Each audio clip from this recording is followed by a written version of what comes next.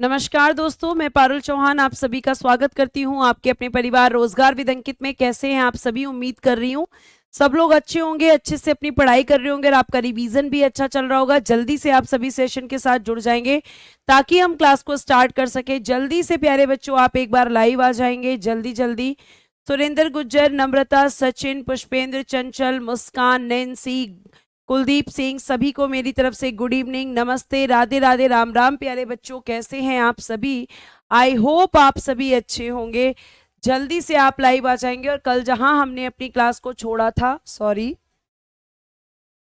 जहां पर हमने कल अपनी क्लास को मतलब जहां पर हमने अपनी क्लास को लास्ट छोड़ा था वहीं से हम स्टार्ट करेंगे। और आपको पता है कि आपका यहाँ पे मैंने कल बताया था कि आपके संविधान का एक प्रारूप तैयार किया गया था। प्रारूप तैयार करने वाले व्यक्ति थे BN राव साहब। ठीक है, इन्होंने प्रारूप तैयार किया। उसके बाद इनके प्रारूप पर विचार करने के लिए प्यारे बच्चों एक समिति बनाई गई थी जिसका नाम है प्रारूप समिति। इस समिति का गठन कब किया गया था, इसके अध्यक्ष कौन थे, इसके कौन कौन सदस्य थे, ये सारी चर्चा मैंने आपसे की थी। साथ साथ मैंने आपको बताया था कि इस समिति का काम है कि BN राव ने जो प्रारूप बनाया है उस प्रारूप पर चर्चा करना। किसका काम है? इस समिति का काम है। ठीक है, ये समिति क्या करेगी कि BN राव द्वारा जो बनाया गया प्रारूप है उस पर चर्चा करी। और समिति ने प्यारे बच्चों चर्चा करके अपनी पहली रिपोर्ट दी और इसने कहा कि भाई हमें कम से कम 315 आर्टिकल्स रखने चाहिए और शेड्यूल्स यानी कि अनुसूचियों की संख्या 8 रखनी चाहिए। तो कितने अनुच्छेद और कितनी अनुसूचियां रखने की बात की थी? तो मैंने आपको बताया था 315 अनुच्छेद और प्यारे बच्चों 8 अनुसूचियां रखने के लिए किसने कहा था? तो BN राव साहब ने अपनी पहली रिपोर्ट में कहा था। लेकिन इस रिपोर्ट को जब संविधान सभा के सामने रखा गया तो इस रिपोर्ट में काफी कमियां नजर आईं और फिर इस रिपोर्ट को वापस किया गया डॉक्टर भीमराव अंबेडकर जी को। और अंबेडकर जी ने कहा कि अंबेडकर जी से कहा गया प्यारे बच्चों कि भाई अंबेडकर साहब आप एक बार अपनी इस रिपोर्ट पर दोबारा से विचार करें अपने सदस्यों के साथ में और एक फाइनल रिपोर्ट हमें दें। तो प्यारे बच्चों इस समिति ने अपनी अंतिम या लास्ट रिपोर्ट 26 अक्टूबर 1948 को संविधान सभा को दे दी थी। 26 अक्टूबर 1948 को जब इन्होंने अपनी फाइनल रिपोर्ट दी तो प्यारे बच्चे मैंने आपको बताया कि यहां पर आपकी इस रिपोर्ट के बाद अब यहां से मुझे आज आपको नया पढ़ाना है, वहां तक आपकी कल की बातें थी। और आप ध्यान रखिएगा आपकी क्लासेस संडे को भी लूंगी मैं। जल्दी से जल्दी आपका मुझे सिलेबस खत्म करना है ताकि आप आराम से अपना रिवीजन कर सके। अभी थोड़ी मेहनत कर लेंगे तो फिर आपके पास ज्यादा टाइम होगा पढ़ने के लिए। तो अगस्त के अंदर अंदर मुझे आपका सिलेबस खत्म करना है, ये मेरा टारगेट है और अच्छे से खत्म करना है। इसलिए संडे भी मैं आपका लूंगी जिसमें एक्स्ट्रा क्लासेस आपकी चलेंगी। ठीक है, इस समिति ने प्यारे बच्चे जब अपनी रिपोर्ट दी तो रिपोर्ट देने के बाद में संविधान सभा एक साथ बैठेगी और बैठकर इस रिपोर्ट पर चर्चा करेगी। तो उसके लिए देखिएगा क्या लिखा है। प्रारूप समिति की रिपोर्ट पर विचार करने के लिए संविधान सभा द्वारा 3 वाचन, प्यारे बच्चों ध्यान रखिएगा, 3 वाचन यानी कि 3 रीडिंग्स बुलाए जाएंगे। 3 readings were called by the constituent assembly to consider the report of drafting committee. इस कमेटी की रिपोर्ट पर विचार करने के लिए कितने वाचन होंगे? 3 वाचन होंगे। अब मैम ये वाचन क्या होता है? मैम ये रीडिंग क्या होता है? तो ध्यान से सुनिएगा प्यारे बच्चे, रीडिंग क्या होता है। रीडिंग में आपके जो सदस्य हैं संविधान सभा के वो सारे के सारे आकर बैठेंगे और इन रीडिंग्स के अंदर प्यारे बच्चों बैठकें होंगी। ठीक है जी हाँ, आपको टाइम बता दिया जाया करेगा कि संडे को आपकी क्लासेस क्या रहेंगी, कितने बजे रहेंगी। ठीक है, आगे देखिएगा यहां पर। अब यहाँ पे जब हम वाचन की बात करते हैं तो प्यारे बच्चे पहला वाचन 4 नवंबर 1948 से 9 नवंबर 1948 तक होगा। आखिर मैम इस पहले वाचन में क्या होता है? तो ध्यान से सुनना। पहले वाचन में जो आपकी रिपोर्ट आई थी संविधान सभा के पास उस रिपोर्ट को प्यारे बच्चे यहां पर पेश किया जाता है। यानी कि प्रथम वाचन में रिपोर्ट को इंट्रोड्यूस किया गया। ठीक है, इंट्रोड्यूस किया गया किसके सामने? संविधान सभा के सदस्यों के सामने। सारे सदस्य बैठे हुए थे और उनके सामने क्या दे दिया गया? रिपोर्ट की। ये रिपोर्ट हम आपके सामने पेश कर रहे हैं जो हमें संविधान सभा ने दी है। सारे सदस्य इस वाचन में आए और उनके सामने सारे सदस्यों के सामने रिपोर्ट पेश कर दी गई। ठीक है, उसके बाद प्यारे बच्चे रिपोर्ट पेश होती है और दूसरा काम होता है कि रिपोर्ट की फोटोकॉपी होती है। रिपोर्ट की क्या कराई जाती है? फोटो कॉपीज कराई जाती हैं। फोटो कॉपीज को हिंदी में बोलते हैं प्रतिलिपियां। ठीक है, ये आपकी कराई जाती हैं। और ये क्यों कराई जाती हैं? ताकि जितने भी सदस्य संविधान सभा में आए थे वो सभी के पास वो रिपोर्ट पहुंच सके। और मैम ऐसा क्यों किया जाता है? क्यों सारे सदस्यों को रिपोर्ट दी जाती है? तो प्यारे बच्चे, क्योंकि दूसरे वाचन में जो आपका सेकंड वाचन होगा, जिसकी तारीख 15 नवंबर 1948 से 17 अक्टूबर 1949 तक रहेगी, इस सेकंड वाचन में क्या होगा? सेकंड वाचन में प्यारे बच्चों होता है रिपोर्ट पर चर्चा। और रिपोर्ट पर चर्चा कब हो सकती है? डिस्कशन ऑन द रिपोर्ट होता है, रिपोर्ट पर चर्चा की जाती है। और वो चर्चा तभी हो सकती है जब सारे सदस्य उस रिपोर्ट को पढ़कर आए। क्योंकि बेटा, आप किसी भी विषय पर चर्चा तभी कर सकते हो जब आपने उसके बारे में पढ़ा हो। मैं आपसे कहने लगूं कि न्यूज़पेपर में कल ये खबर आई थी, तो आप उसके बारे में चर्चा तभी कर पाओगे जब आपने वो रिपोर्ट पढ़ी होगी, जब आपने वो न्यूज़ पढ़ी होगी। तो पहले वाचन में रिपोर्ट को पेश किया जाता है और रिपोर्ट सारे मेंबर्स को दे दी जाती है, ताकि सेकेंड रीडिंग जब होगा तो उसमें मेंबर्स रिपोर्ट पर चर्चा करें।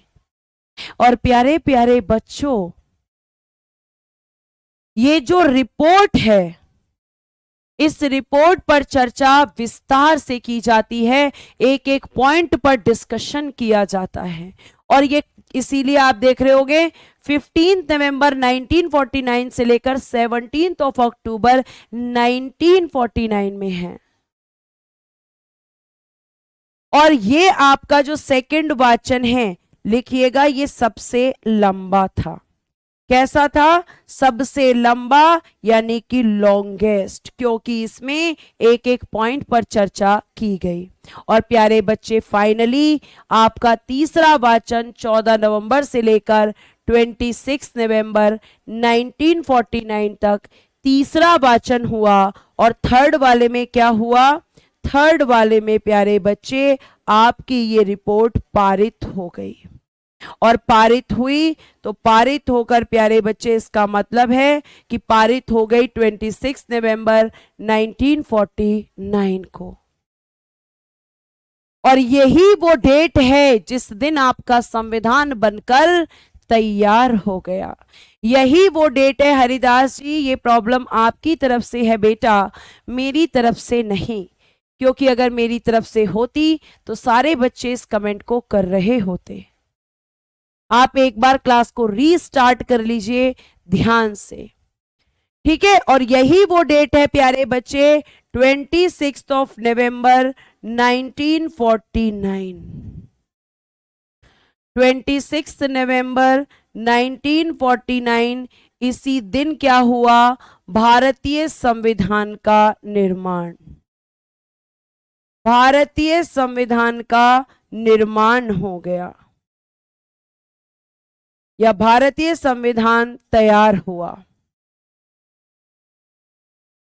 Prepared Indian constitution. Prepared Indian constitution. भारतीय संविधान प्यारे बच्चे आपका तैयार हो गया, यानी कि आपका देश का वो संविधान जिसके लिए आपके भारतीयों ने लड़ाई लड़ी, वो आज फाइनली बनकर तैयार हुआ है। ध्यान रखना, बनकर तैयार हुआ है। और जिस दिन ये बनकर तैयार हुआ प्यारे बच्चे, उसी दिन को हम कहते हैं संविधान या विधि दिवस। संविधान या विधि दिवस, कॉन्स्टिट्यूशनल या लॉ डे इसको कहा जाता है। कॉन्स्टिट्यूशनल डे या फिर लॉ डे इसको कहा जाता है।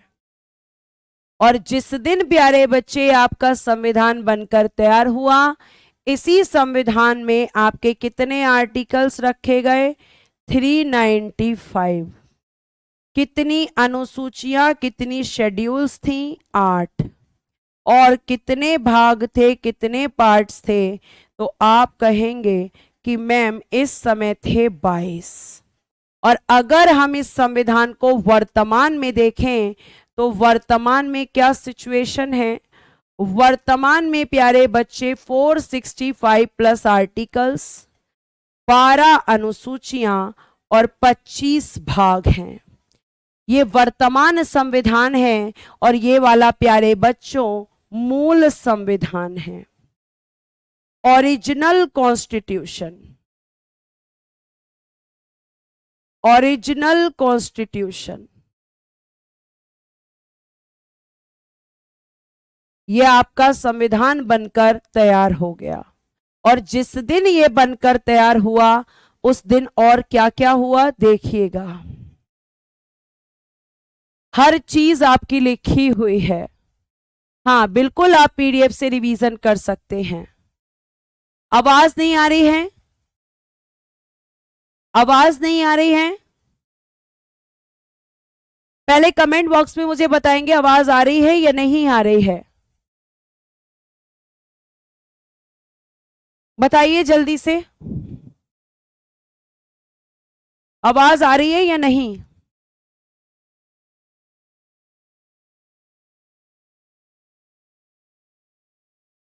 पहले आप मुझे ये बताइए बेटा, आवाज आ रही है आप तक या नहीं आ रही है?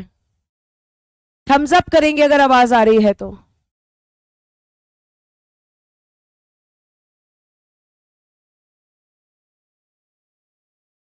आ रही है, आ रही है, आ रही है।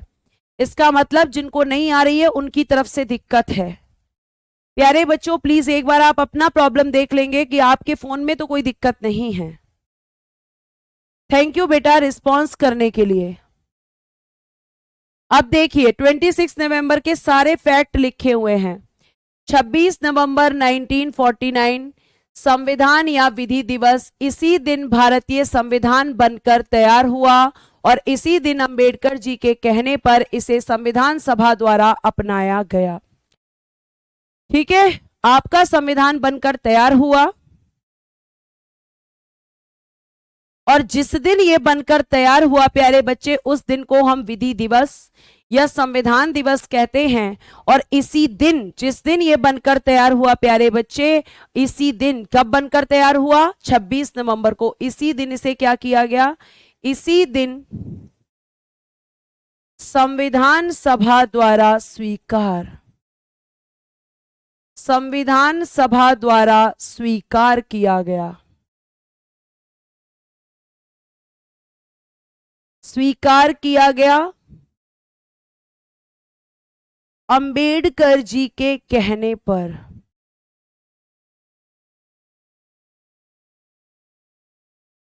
अंबेडकर जी के कहने पर इसे स्वीकार किया गया।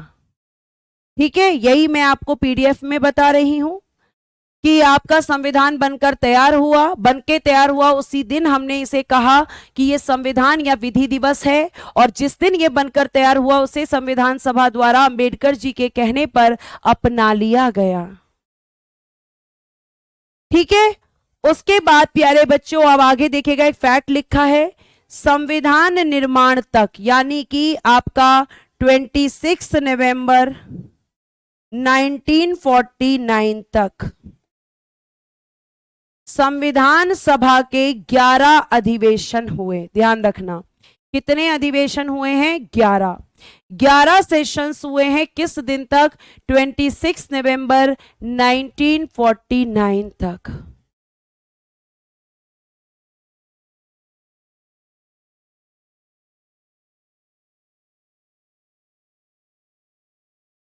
ठीक है, आपको ध्यान रखना है।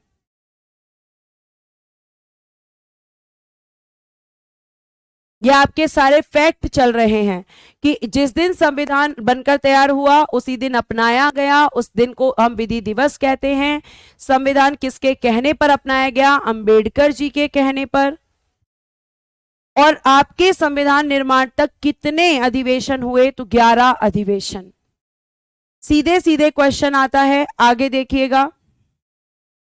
संविधान निर्माण में 2 वर्ष 11 माह और 18 दिन का समय लगा।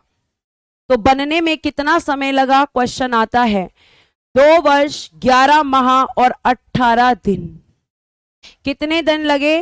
2 वर्ष 11 माह और 18 दिन आपके संविधान को बनने में लगा। बेटा मुस्लिम लीग इसमें शामिल नहीं है, ठीक है। तो कितना समय में आपका संविधान बना? ध्यान से सुनिए क्योंकि मैं अब क्वेश्चन पूछूंगी थोड़ी देर बाद। तो 2 वर्ष 11 माह और 18 दिन का समय लगा, ठीक है। उसके बाद संविधान का जो प्रारूप था, जो ड्राफ्ट तैयार किया था BN राव ने, उस प्रारूप पर 114 दिन बहस हुई, यानी कि the draft of the constitution was debated for 114 days या 114 डेज। कितने दिन डिबेट हुई इस पर? 114 दिन। कितने दिन बहस हुई संविधान पर? तो आप कहेंगे कि संविधान के प्रारूप पर 114 दिन बहस हुई, ठीक है। कितने दिन बहस हुई प्यारे बच्चों? 114 दिन, ठीक है। आगे, संविधान निर्माण के लिए 60 देशों के, ध्यान से सुन लेना, 60 देशों के संविधान का अवलोकन किया गया। For the creation of the constitution, constitutions of 60 countries were studied. हमारे संविधान निर्माताओं ने हमारे देश का संविधान बनाने के लिए, हमारे संविधान निर्माताओं ने हमारे देश का संविधान बनाने के लिए प्यारे बच्चे 60 देशों के संविधान को पढ़ा।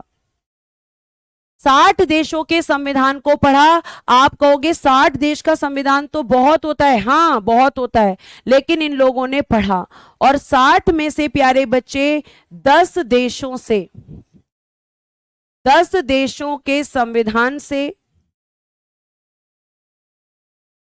10 देशों के संविधान से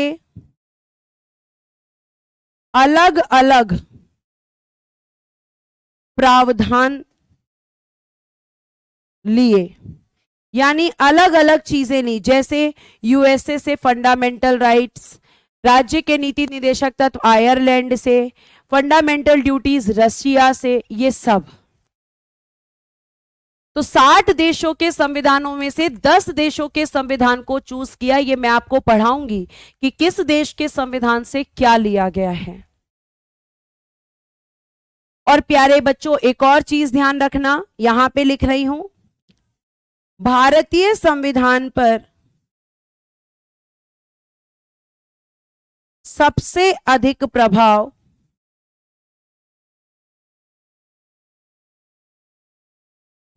सबसे अधिक प्रभाव 1935 के अधिनियम का पड़ता है, क्योंकि सबसे ज्यादा चीजें हमने यहीं से उठाई हैं, ठीक है। हाँ, जैसे एकल नागरिकता ब्रिटेन से, बिल्कुल सही कह रहे हो आप। आगे आगे देखेंगे, यहां पर 1 मिनट रुकेंगे बेटा।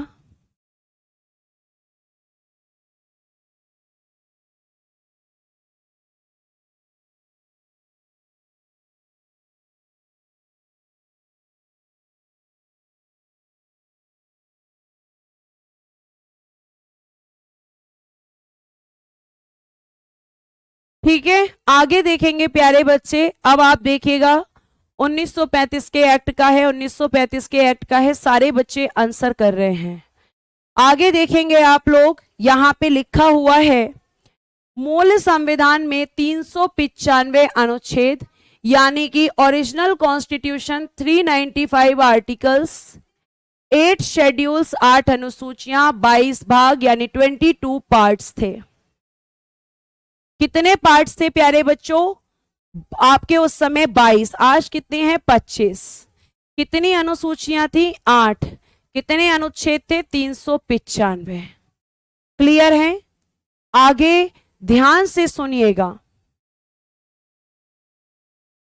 मुस्लिम लीग में नहीं थे भरत अहीर जी, आपने कहां पढ़ लिया इस चीज को? ठीक है।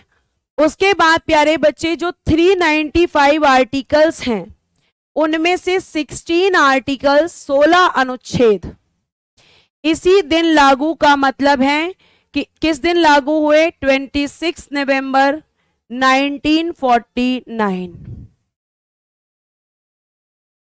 टोटल आर्टिकल्स कितने थे? 395, जिसमें से प्यारे प्यारे बच्चों 16 आर्टिकल्स 26 नवंबर 1949 को ही लागू हो गए थे, यानी जिस दिन आपका संविधान बना उसी दिन लागू हो गए थे। और कौन कौन से हैं? आर्टिकल 5, 6, 7, 8, 9, 60, 324, 366, 367, 379, 380, 388, 391, 392, 393 और 394। मैंने 315 कब बोला है विक्की कुमार? जरा फोकस कीजिए क्लास पर बेटा please, it's my humble request आप लोगों से। ये रहा 395, मैंने कब बोल दिया 315? कब सुन लिया आपने बेटा? देखो यहां पर अब इस 395 में से 26 नवंबर 1949 को कितने आर्टिकल्स लागू हुए हैं? केवल 16। और बाकी कब लागू होंगे मैम? जब आपका संविधान पूर्ण रूप से लागू होगा, उस दिन बाकी के आर्टिकल्स आपके लागू होंगे। 15 नहीं हुए थे मुस्कान, 16। देखिए 16 के 16 लिखे हुए हैं। ठीक है, आगे देखिएगा। आगे संविधान निर्माण में कुल खर्च, यानी आपके संविधान को बनाने के लिए कितना पैसा खर्च किया गया था? तो आपका किया गया था 6396729, यानी कि लगभग 64 लाख। अगर हम अप्रॉक्स बात करेंगे तो 64 लाख, और एग्जैक्ट अगर हम बात करेंगे तो 6396729 रुपीज। इतना खर्चा आपके संविधान को बनाने में आया था।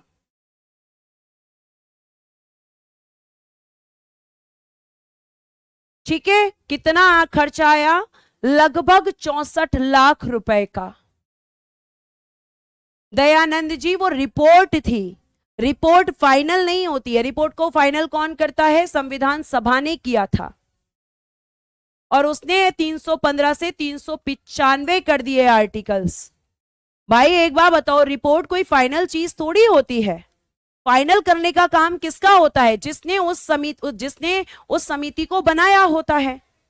तो संविधान सभा ने उस समिति को बनाया था। अंबेडकर जी ने कहा कितने आर्टिकल रखने चाहिए, लेकिन उन्होंने कितने रखे? भाई संशोधन हुआ तभी तो कहा कि दूसरे वाचन में डिस्कशन हुआ, और उस डिस्कशन में फिर कहा गया कि आर्टिकल बढ़ाओ। 395 आर्टिकल कर दिए गए, 8 अनुसूचियां और 22 भाग रखे गए।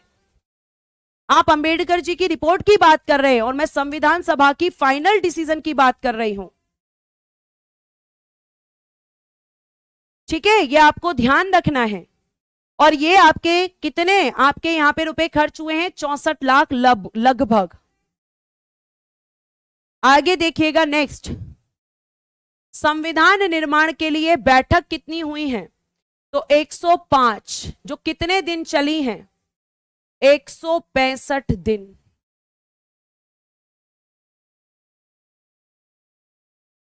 ठीक है, आगे 24 जनवरी 1950 संविधान सभा का अंतिम अधिवेशन। लास्ट सेशन कब हुआ? ये क्वेश्चन आता है। Last session of the constituent assembly 24 जनवरी 1950। अब जब ये लास्ट सेशन हुआ है तो इस दिन आपके संविधान में क्या क्या हुआ था?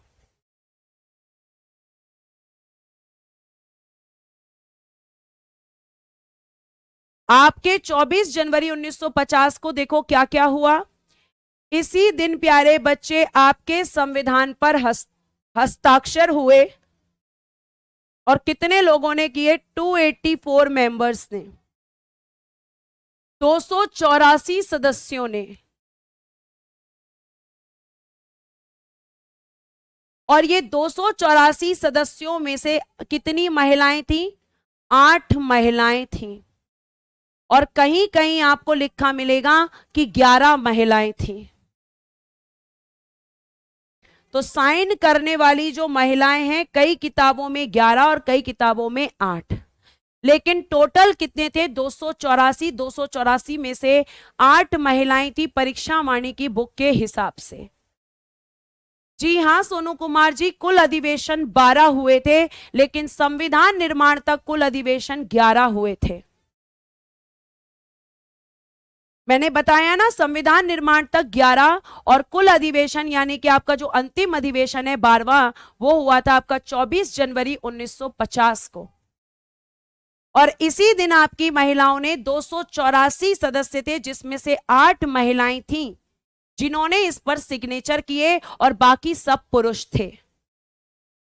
ये सिग्नेचर करने वाली महिलाएं हैं, लेकिन कुल महिलाओं की संख्या कितनी थी? तो 15। वो भी मैं आपको बताऊंगी बेटा। वो कुल महिलाएं थी, कुल महिलाएं थी, साइन करने वाली 15 महिलाएं नहीं है। संविधान सभा में कुल महिलाओं की सदस्य संख्या लिख देती हूं मैं।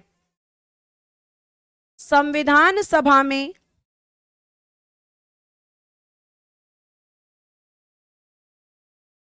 कुल महिलाओं की संख्या, कुल महिलाओं की संख्या 15। टोटल फीमेल्स 15 थी प्यारे बच्चे,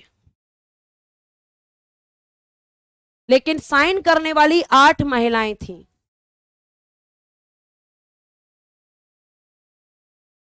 कितने सदस्यों ने सिग्नेचर किए? 284 ने, जिसमें से 8 महिलाएं हैं, लेकिन कुल महिलाएं कितनी थी? तो 15।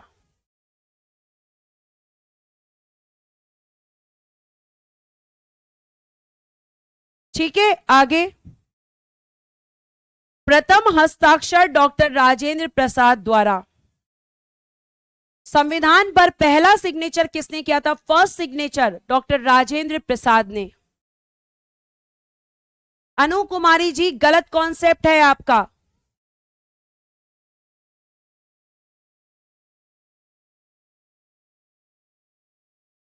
कई किताबों में लिखा है कि संविधान सभा पर प्रथम हस्ताक्षर नेहरू जी ने किए थे। कई किताबों में यह चीज लिखी है, लेकिन वो गलत है। पहला सिग्नेचर राजेंद्र प्रसाद जी ने किए थे और प्यारे बच्चों नेहरू जी ने गलती से सिग्नेचर कर दिए थे,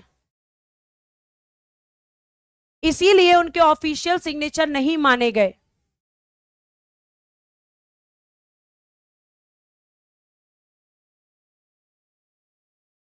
जो बच्चे ये पूछ रहे हैं कि हम किसको माने, आप 8 महिलाएं मानो, हटा दो इसे। ठीक है रीमा, ठीक है। तो 24 जनवरी 1950 में आपका अंतिम अधिवेशन। दूसरा, आपके संविधान सभा के सदस्यों ने इस पर हस्ताक्षर किए। तीसरा, पहला हस्ताक्षर डॉक्टर राजेंद्र प्रसाद ने किया, उन्हीं का ऑफिशियल माना जाएगा, क्योंकि नेहरू जी ने गलती से कर दिया था। मैं पहले ही बता रही हूं, कुछ किताबों में ये चीज लिखी हुई है कि नेहरू जी ने किया था, गलत है वो। ठीक है, आगे देखिएगा। डॉक्टर राजेंद्र प्रसाद को भारत का प्रथम राष्ट्रपति घोषित किया गया।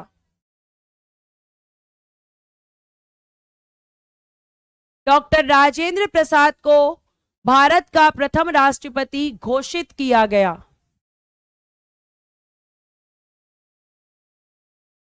ठीक है, तो फर्स्ट प्रेसिडेंट ऑफ इंडिया कौन बने आपके? डॉक्टर राजेंद्र प्रसाद। संविधान सभा को भंग कर दिया। और उसे अंतरिम संसद में परिवर्तित कर दिया। अब संविधान सभा नहीं बचेगी, क्योंकि संविधान सभा का काम क्या था? संविधान बनाना, और वो बना चुकी। तो संविधान सभा का एक नया नाम रखा गया, अंतरिम संसद। अब आप मुझे बताएंगे अंतरिम संसद का मतलब क्या है?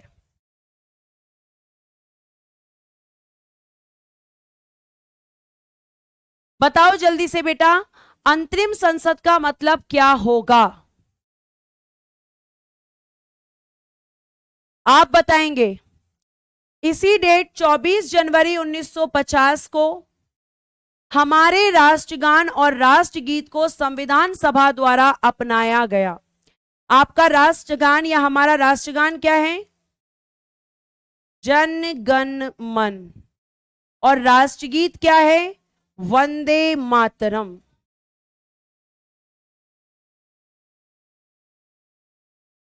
इन दोनों को 24 जनवरी 1950 को अपनाया गया संविधान सभा के द्वारा। बहुत बढ़िया। जो बच्चे कह रहे हैं अस्थाई संसद, इसका मतलब होता है अस्थाई संसद, क्योंकि प्यारे बच्चे आपकी जो स्थाई संसद है, स्थाई संसद, वो बनेगी 1952 में। वो बनेगी 1952 में। और जब तक स्थायी संसद नहीं बनेगी तब तक यही अस्थायी संसद संसद के रूप में काम करेगी। थैंक यू पंकज फौजी जी। बेटा लिखने का काम आप बाद में करेंगे, लिखने की वजह से मैं क्लास में आपको टाइम नहीं दे सकती हूं।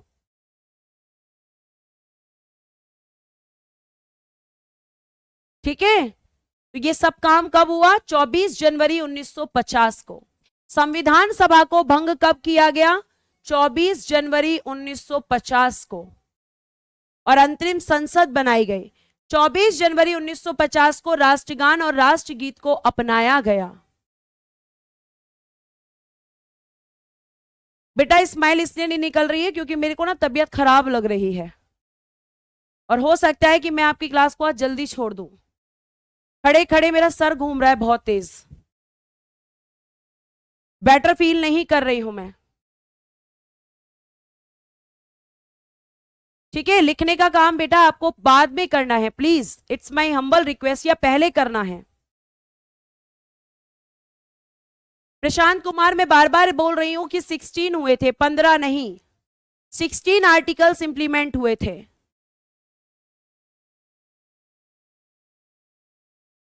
आगे देखिएगा, नेक्स्ट 26 जनवरी 1950 को भारतीय संविधान लागू हो गया, और इस दिन को हम गणतंत्र दिवस के रूप में मनाते हैं। जिस दिन संविधान लागू हुआ उस दिन को हम रिपब्लिक डे मनाते हैं। कौन भंग किया संविधान सभा को? तो प्यारे बच्चे संविधान सभा के सदस्य।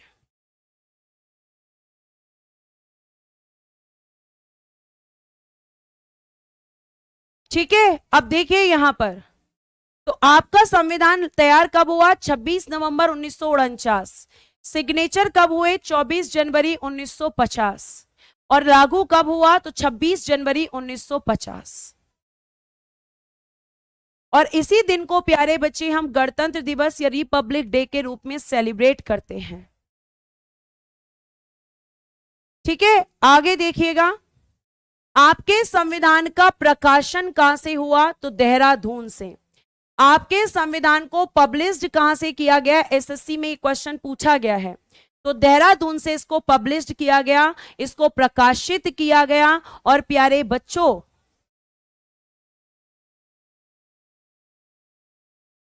आपकी जिस दिन इसका प्रकाशन हुआ 1000 कॉपियां छपी, यानी कि आप कह सकते हो 100 कॉपीज वर प्रिंटेड। संविधान का प्रकाशन देहरादून से। संविधान में कितनी कॉपियां छपी प्रकाशन के समय? 1000 कॉपी। भंग का मतलब होता है डोली कुमारी जी खत्म कर देना, डिसॉल्व कर देना, विघटन कर देना। ठीक है, आगे देखिएगा। संविधान को हाथों से लिखने वाले व्यक्ति हैं प्रेम बिहारी नारायण रायजादा। इन्होंने अपने हाथों से आपके संविधान को लिखा है। लिखने का काम किया है, बनाने का नहीं। लिखने का काम किसने किया है? तो आप कहेंगे कि मैम लिखने का काम किया है प्रेम बिहारी नारायण रायजादा ने। देहरादून कहां है? उत्तराखंड में। जो आपका उत्तराखंड राज्य है उसी में देहरादून है।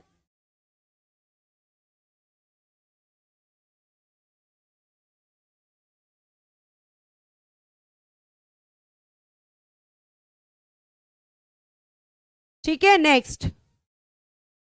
शुद्ध हिंदी में वसंत कृष्ण वैद्य ने लिखा। आपके संविधान को शुद्ध हिंदी में यानी प्योर हिंदी में लिखने वाले व्यक्ति हैं वसंत कृष्ण वैद्य। नहीं बेटा, मैं बिल्कुल गुस्सा नहीं हूं, प्लीज आप समझो, मैं गुस्सा नहीं हूं।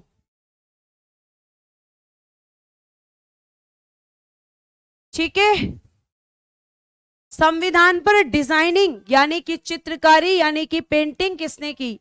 तो नंदलाल बोस और राम मनोहर सिन्हा ने।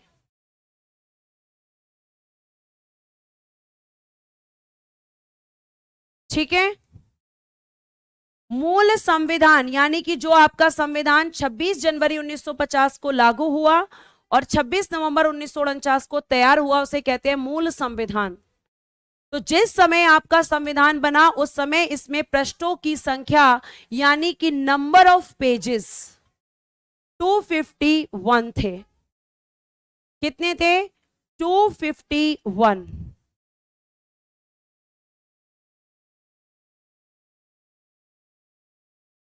ठीक है, आगे।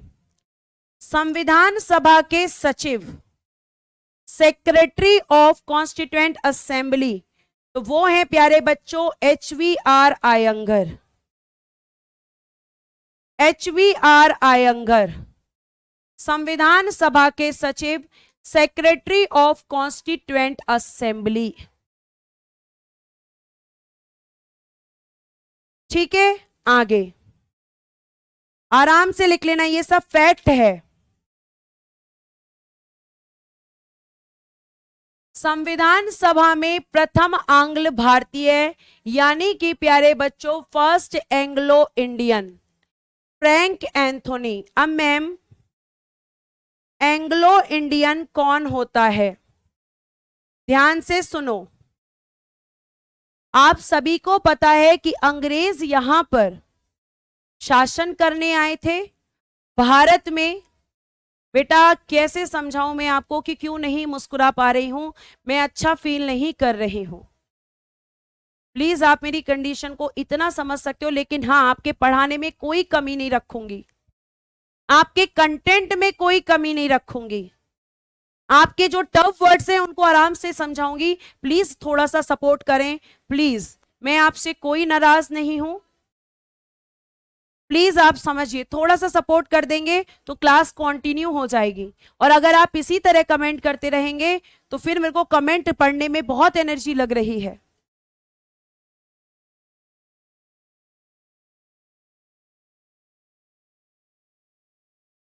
ठीक है, तो एंग्लो इंडियन कौन होता है? एंग्लो इंडियन किसे कहते हैं? आखिर ये कौन होते हैं?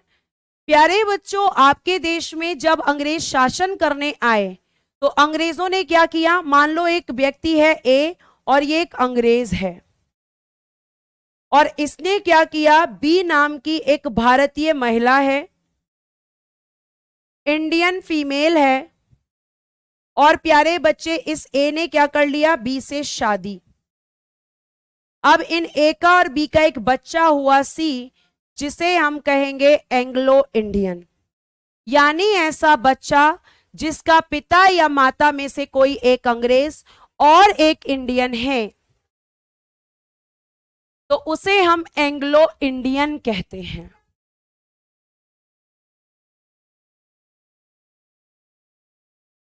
ठीक है।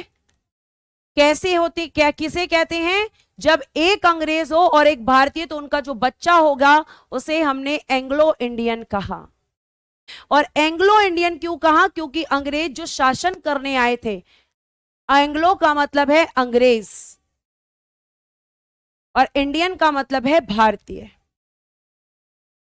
ठीक है, आगे। संविधान सभा में प्रथम भारतीय, भारतीय नहीं होगा प्यारे बच्चे, प्रथम पारसी।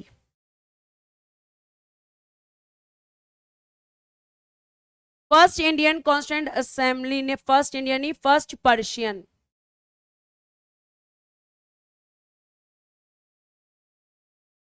प्रथम पारसी, प्रथम पारसी। फर्स्ट पर्शियन कौन था? पीएच मोदी। कौन थे? पीएच मोदी। आगे देखिए, बहुत इंपॉर्टेंट फैक्ट लिखा हुआ है। भारत और पाकिस्तान के विभाजन के पश्चात संविधान सभा में सदस्यों की संख्या 299, जिसमें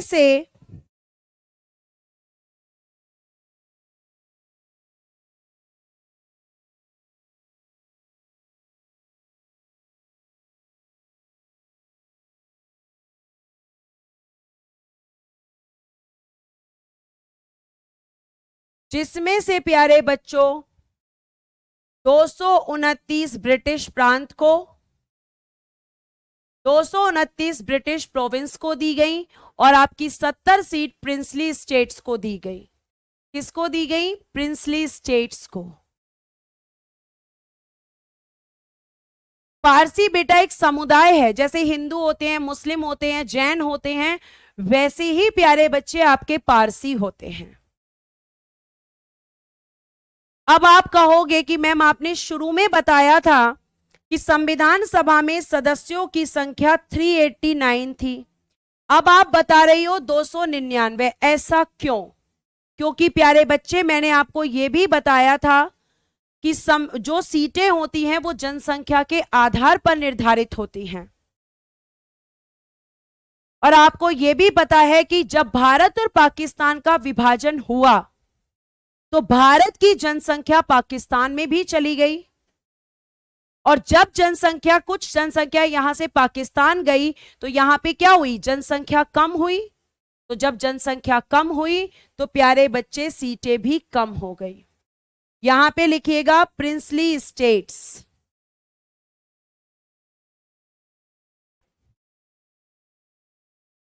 तो अब कितनी सीटें बची? 299, जिसमें 299 में से 229 सीटें ब्रिटिश प्रांत को और 70 सीटें देशी रियासतों यानी कि प्रिंसली स्टेट्स को दे दी।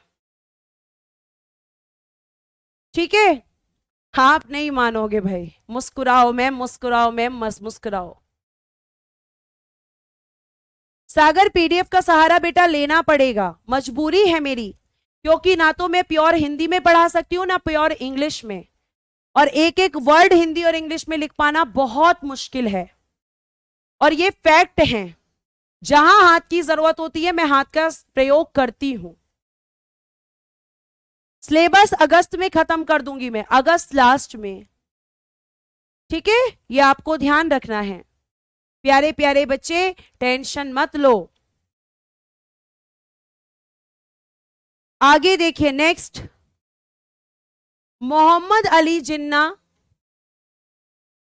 मोहम्मद अली जिन्ना और गांधी जी संविधान सभा के सदस्य नहीं थे। इन्होंने कभी भी संविधान सभा की सदस्यता को नहीं यहां पर जो है एक्सेप्ट किया, कभी एक्सेप्ट नहीं किया।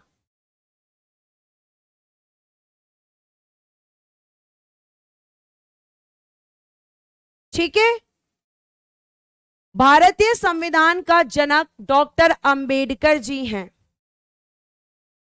अब जो अंबेडकर साहब हैं, इनके बारे में जरा सुनो ध्यान से।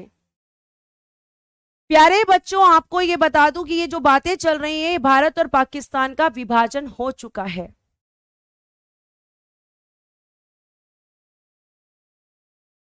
अब देखेंगे आप यहां पर जरा अंबेडकर जी की बात सुनिएगा। अंबेडकर जी, जल्दी से कमेंट बॉक्स में बताओ संविधान सभा के चुनाव कब हुए।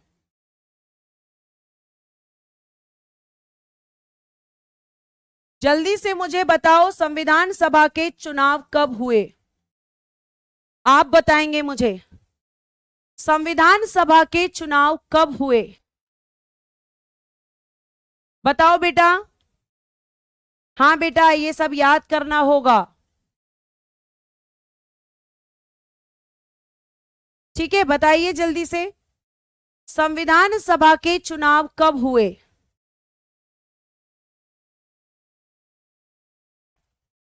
जो बच्चा आंसर करेगा उसका नाम लूंगी मैं जल्दी। बहुत बढ़िया, मधु किन्हा 1946। सुखराज ने सही आंसर किया है। और जिन बच्चों ने आंसर किया है कि मैम जुलाई 1946, बिल्कुल सही और शानदार आंसर किया है। तो प्यारे बच्चों, जब संविधान सभा के चुनाव हुए तो अंबेडकर जी 1946 में पूर्वी बंगाल यानी कि ईस्ट बंगाल से निर्वाचित हुए।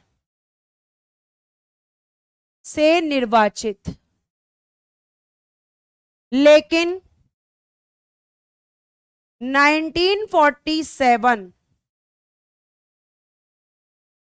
भारत पाकिस्तान विभाजन, भारत से अलग होकर पाकिस्तान बन गया। और ये जो पूर्वी बंगाल था, ये जो ईस्ट बंगाल था प्यारे बच्चे, ये विभाजन के बाद पाकिस्तान में चला गया। अब जब ये हिस्सा पाकिस्तान में चला गया तो अंबेडकर जी की सीट खाली हो गई। अब संविधान सभा के सदस्य टेंशन में आ गए। और टेंशन में क्यों आए? क्योंकि प्यारे बच्चे अंबेडकर जी का संविधान सभा में रहना बहुत जरूरी था। क्योंकि अंबेडकर जी पूरी की पूरी जो लोअर कास्ट थी, जो निम्न जातियां थी, उनका प्रतिनिधित्व कर रहे थे। और सब ये चीज जानते थे कि अंबेडकर जी अगर संविधान में नहीं रहेंगे, संविधान सभा का हिस्सा नहीं होंगे, तो हमें एक और पाकिस्तान बनाना पड़ेगा। तो फिर क्या किया गया? इसका एक सॉल्यूशन निकाला गया। सॉल्यूशन क्या था प्यारे बच्चों? आपकी एक प्रेसिडेंसी हुआ करती थी बंबई, जिसे आज के समय आप कहते हो मुंबई। तो बंबई प्रेसिडेंसी में प्यारे बच्चे, बंबई प्रेसिडेंसी में, बंबई प्रांत में एक आपकी थी यहां पर पुणे सीट। और इस पुणे सीट से आपके संविधान सभा के सदस्य थे doctor M.R. Jayakar. Doctor M.R. Jayakar. तब संविधान सभा के सदस्यों ने इस कंडीशन में डॉक्टर M.R. जयकर से कहा कि भैया आप त्यागपत्र दे दो, आप रिजाइन दे दो। इन्होंने संविधान सभा के कहने पर रेजिग्नेशन दिया। और प्यारे बच्चे, जब इन्होंने रेजिग्नेशन दिया उसके बाद ये जो पुणे सीट थी क्या हो गई? रेजिग्नेशन के बाद ये पुणे सीट खाली। और फिर प्यारे बच्चे आपके अंबेडकर जी दोबारा पुणे सीट से चुने गए। दोबारा पुणे सीट से चुने गए। अब मैम यहां से क्वेश्चन क्या क्या आएगा? पहला क्वेश्चन, अंबेडकर जी पहली बार कहां से संविधान सभा के सदस्य बने? तो आप कहोगे ईस्ट बंगाल। दूसरा क्वेश्चन, अंबेडकर जी के लिए किसने अपनी सीट से त्यागपत्र दिया? Doctor M.R. जयकर। तीसरा क्वेश्चन, अंबेडकर जी दूसरी बार किस सीट से चुने गए? तो बंबई प्रेसिडेंसी की पुणे सीट से। क्यों मैम? क्योंकि प्यारे बच्चे पूर्वी बंगाल पाकिस्तान में चला गया था। और यही चीज प्यारे बच्चे यहां लिखी हुई है, देखिएगा।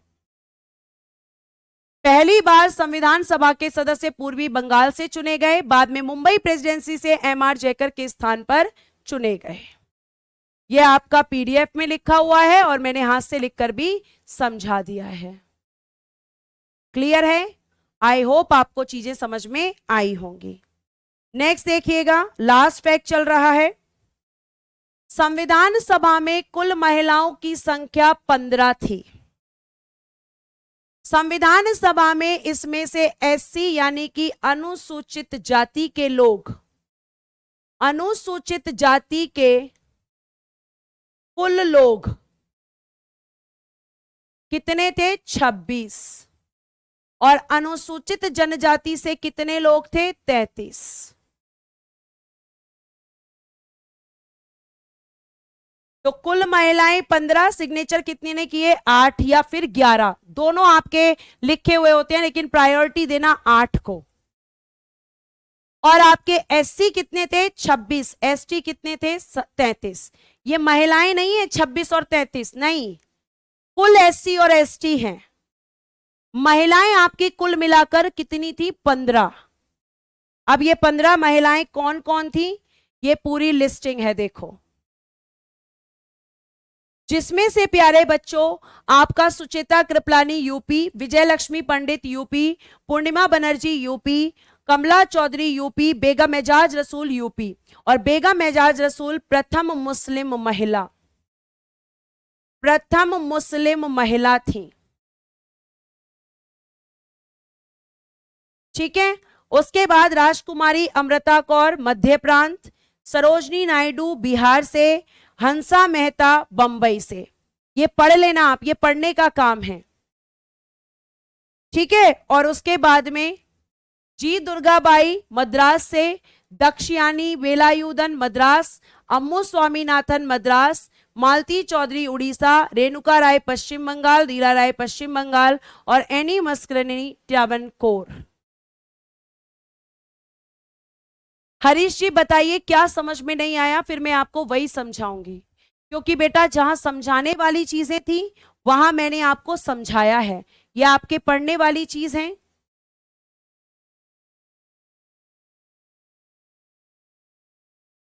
ये सारी पढ़ने वाली चीज है। आज की क्लास में पूरा फैक्ट है और कल जो मैं पढ़ाऊंगी संविधान के स्रोत, वो भी फैक्ट है। वो आपका पढ़ने वाली चीजें हैं, समझाने वाली नहीं।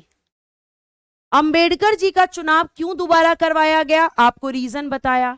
तो जो चीज आपको समझ नहीं आई उसे कमेंट बॉक्स में लिखो तो सही।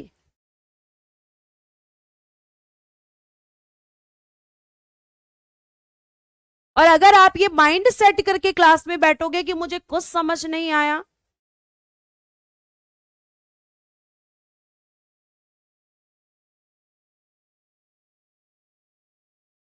ठीक है, आज के लिए हम इतना ही रखते हैं, बाकी की चीजें करेंगे हम कल की क्लास में। तो आज के लिए धन्यवाद, bye bye, take care and good day everyone. जय हिंद, जय भारत। क्लास अच्छी लगी हो प्यारे बच्चे तो प्लीज दलित महिला बता दूं, देख लीजिए दलित महिला। कुछ बच्चे ऐसे भी होंगे जिनके पास पहले से, दक्षयानी वेलायुधन प्रथम दलित महिला।